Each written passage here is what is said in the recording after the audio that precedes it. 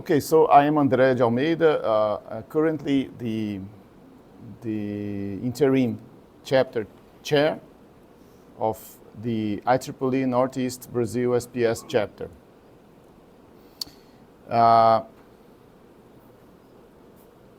So a little bit about the Signal Processing Society. So it's the IEEE first society established in 1948. And last year, it celebrated 75 years last year. So it just completed 75 years of history. In terms of IEEE, the Signal Processing Society is the fourth largest society with more than 19,000 members and across 120 countries. Indeed, last year, this number surpassed 20,000 members last year. So this number is not updated, but I think that we have a little bit more than that. So we broke the barrier of the 20,000 members across the world. And most members, they are located in regions 8 and 10. So the IEEE is organized in that sense into regions, geographical regions that are not necessarily, let's say, neighboring regions. And then we have region 1, 2, until region 10. Most of those regions, they are in United States.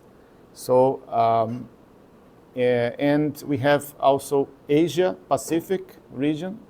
We have Latin America and Caribbean region, Canada, and Europe. So that's the main, of course, in Africa and Middle East, they are another region, right? So in total, we are 10 regions. And here in Brazil, we are in region 9. Region 9 comprises Brazil, all the South American countries, the Caribbean and the Central America. So that's region 9. And that's a very large region in terms of number of people. If you imagine the number of people living in region 9, it's a huge number. Just considering Brazil, it's a lot of people, right? But this does not necessarily reflect in terms of members, right? So we have a lot of potential in region 9. In Brazil, we are a huge population working in different areas of engineering, in particular electrical engineering, computer engineering, signal processing, communications, etc. And I believe that we could do better. So we could increase the awareness of the IEEE Signal Processing Society in region 9 in Brazil. And every region, so I talked about regions, right? So in every region, then we break down into sections. So IEEE has sections located in different parts of the world. So in Brazil, we have some sections. We have in the Southeast, we have in the Northeast, right? And then under the umbrella of the sections, we have the chapters. Okay, so we have the regions, the sections, and the chapters in that hierarchy, right? And here in Fortaleza, we created in August a Signal Processing Society chapter belonging to the Northeast Brazil section of IEEE. And we are in region 9, right? So now you see more or less how is it structured. I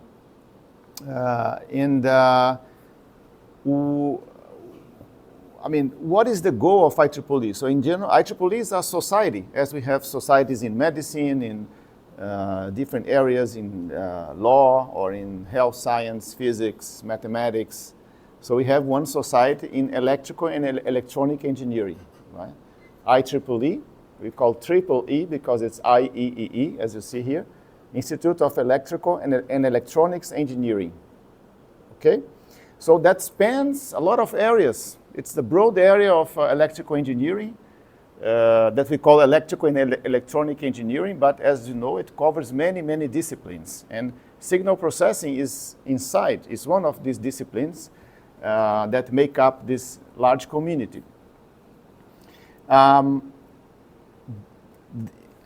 Being a society, IEEE forms a network of professionals and a network which also includes students, undergraduate students, graduate students, professionals from the academia as professors, and from the industry as well.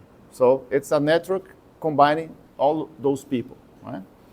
And in that context, one of the goals of IEEE in that network is to promote the science and technology for the benefit of humanity. And this is achieved, for example, by organizing conferences, workshops, different actions, publications like, all these transactions papers and all the papers you see in IEEE Explore, for instance. So all these publications is held by IEEE, right? And this forms a large database for doing research, for the technological advancement, and so on. And in terms of chapters, there are more in the world, more than 270 chapters and student branch chapters, right, around the world. We have two types of chapters: student chapters and professional chapters. So here we are a professional SPS chapter, which contains not only professional members but also student members, as you here are sitting there. So these chapters reflect more or less what we have in the conferences, in the publications. The idea of the chapters is to gather members, local members in a region, in a geographical area, and promote activities, workshops, conferences. This is one workshop that you are participating that is supported by SPS chapter, also by other projects like the INCT-signal projects, CAPES DAD ProBrau projects, so we believe that having interested people like you, students and professionals, together with us in the chapter will hopefully increase the awareness of signal processing. We are also called to contribute with papers, conference papers, as some of you or several of you are already doing that, right? Doing research, writing papers, and submitting those papers to national conferences, international conferences. All these activities can be, of course, have a visibility in the context of the chapter, okay? So this is the logo of the Signal Processing Society. The new logo, let's say, was created last year to celebrate the 75 years. And we had a lot of events that celebrated this achievement across the world in different conferences, such as ICASP or ICIP, and other journals like the Signal Processing magazine. So there has been a lot of movement to celebrate this anniversary of 75 years, right? What are the benefits for the society in terms of benefits, products, and programs? So we have, some of you already know, of course, in terms of publications, what do we have? We have the IEEE Signal Processing magazine, right? The Content Gazette, Resource Center, where you can find lots of presentations, slides, from workshops. So it's a repository where you can find a lot of material. When I say you can find the members that are members of the Signal Processing Society will have access to a large database of lots of materials for research. We have a newsletter as well.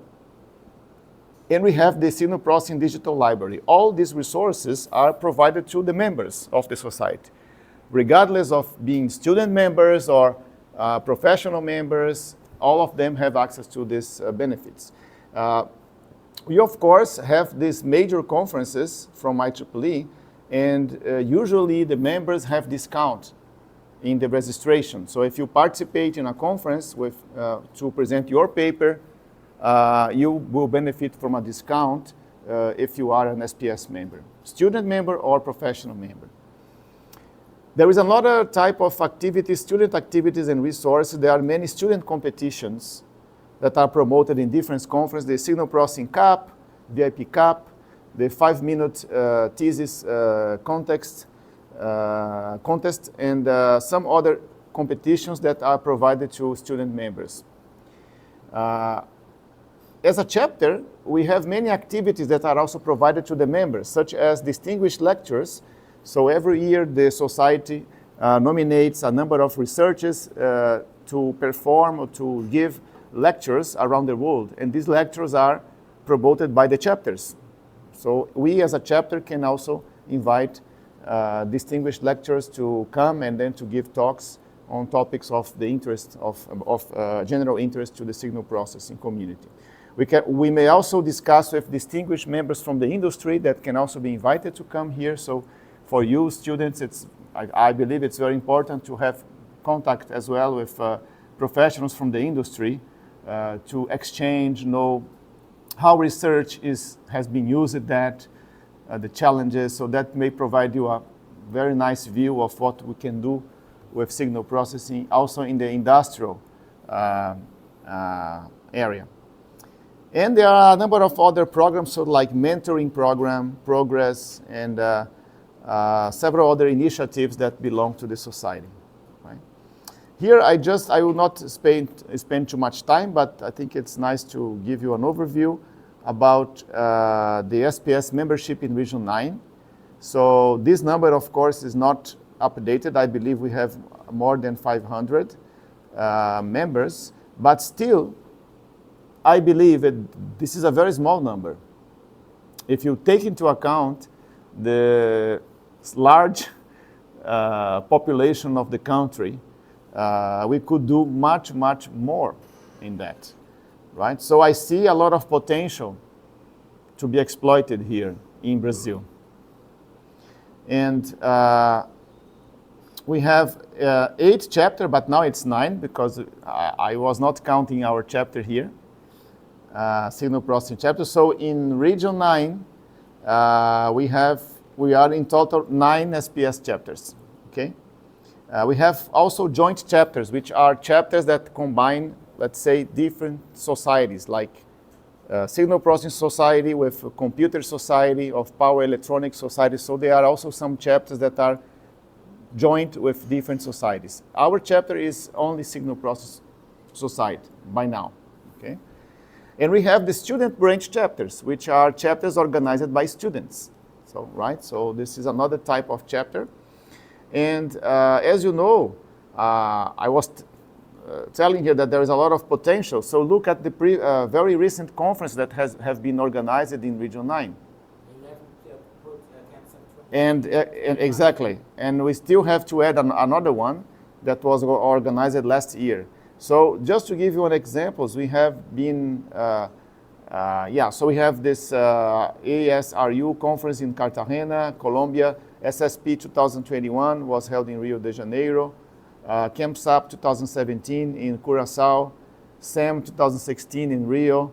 ChemSAP 2015 in Mexico. And we had last year ChemSAP 2023 in Costa Rica.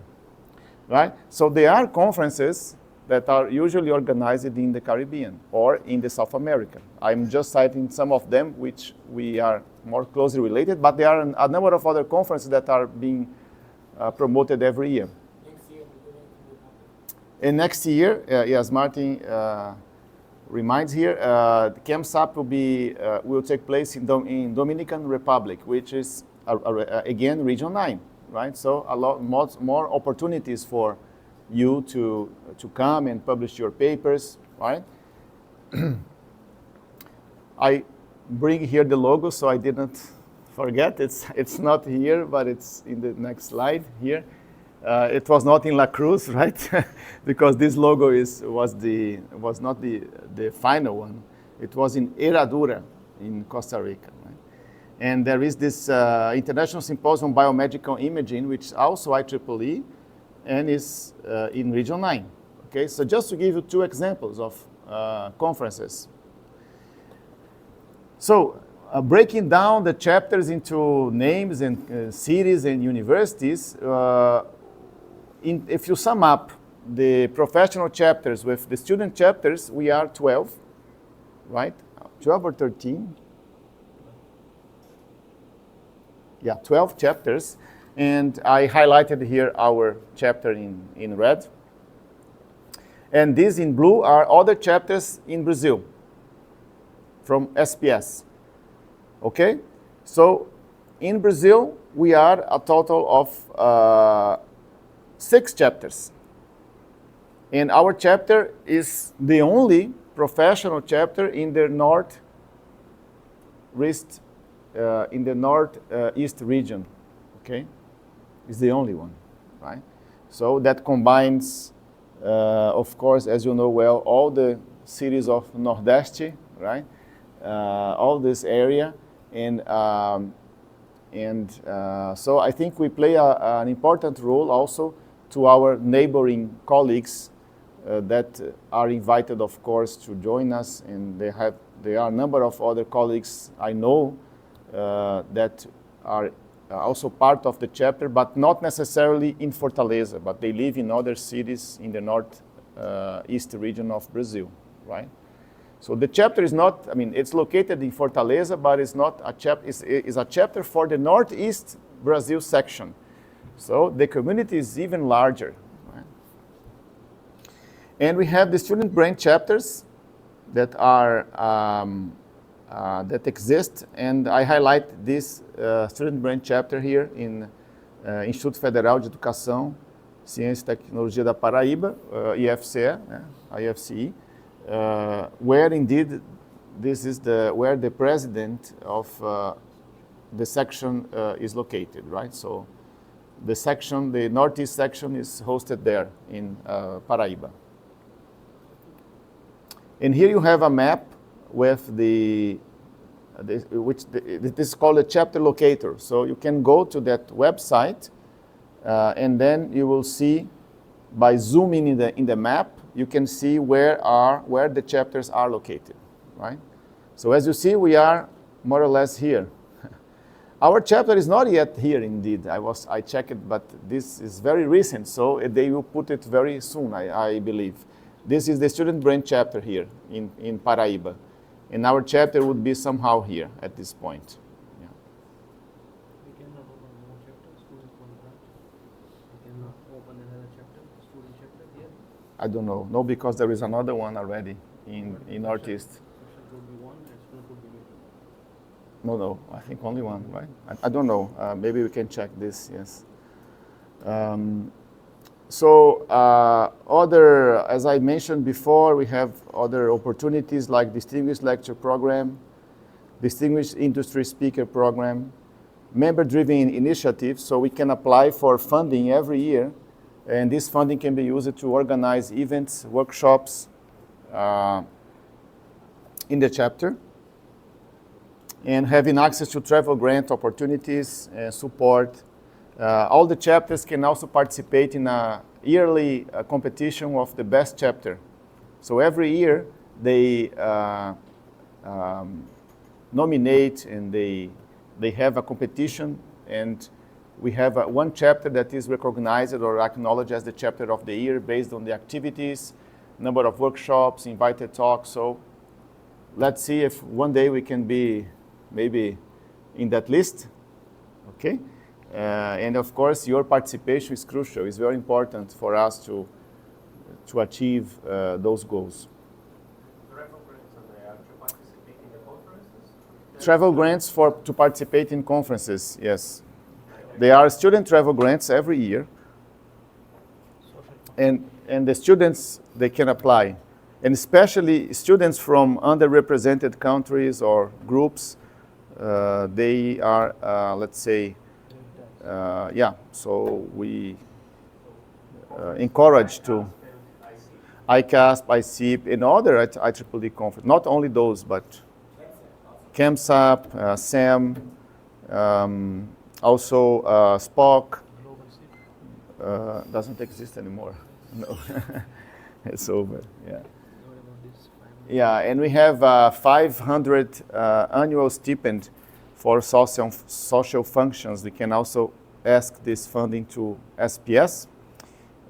This is subject to approval from the administration, but it's another type of funding we can ask for to the society to cover our expenses, our social functions. When it comes to the numbers, I mean, in terms of membership rates, we have two types of memberships. One is the essential membership and the preferred. There are few differences, very few differences between them.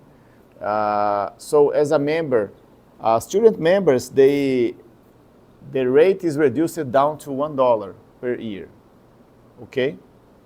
For the society, right? But of course, remember that, as I mentioned before, we have IEEE in that umbrella. So to become a member of Signal Processing Society, you should be a member of IEEE first. A student member or a professional member or an industry member, okay? So once you are affiliated with IEEE, then you can add a membership to the Signal Processing Society or any other society that you may be interested, okay? Like the Communications Society, which I believe also has the same type of rates, $1 for students, if I remember, right? There is the digital membership for IEEE membership, and there is a conventional one. So the digital one offers better prices. Yes, exactly. So thanks, Tassis. Yes, for IEEE we also have two modalities of membership. One is cheaper, but it's the digital membership, right? Okay, but as students, you may ask, what do I get with this? Once I pay and I become an SPS member, what do I get? What is the benefit? So I just highlight some here. You will have access to electronic and digital copies of the IEEE Signal Processing magazine. So it's a magazine, as we have here magazines in different areas in Brazil, politics, economics, and we also have a magazine every month, which is a very, very interesting magazine that publishes cutting-edge topics or, overview papers on very important topics related to signal processing. So as a member of the society, student member or professional member, you receive every month an email with this magazine. There is no hard copy of it.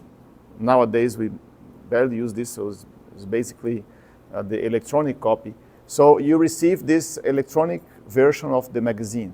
And then you can go there, navigate, read the articles, which are very interesting, illustrative articles, right? So that's very important also for students as a means to be informed about what has been circulating recently. So this is a very nice benefit, in my opinion. We have also a newsletter, e-newsletter, which is a kind of digest of news from the society. So you'll be informed every month about the awards, prizes, events, conferences, opportunities. So it's a newspaper, so it's a newsletter every month, right? We have the SPS Content Gazette. What is the Content Gazette? You know that in SPS we have many journals. So it's difficult to keep track of all the journals. If you go to IEEE, you can click there. And so this Content Gazette is a digest where you can just oversee the different papers, the titles. So then you can browse to those papers, and then when you click in the Content Gazette in a paper, it will take you to the IEEE Explorer digital library where you have access to the full paper. So it's a nice way of sampling the publications and being informed about what is going on in that. And we have finally the SPS Resource Center, which is, as I said, a repository of many, many materials. So slides, codes, and presentations, papers, materials. So all the members have access to this resource center as well. Right? So that's more or less what we have in terms of the only difference with respect to this preferred is that they have I see here this digital library, signal processing digital library, which is not included in the essential one.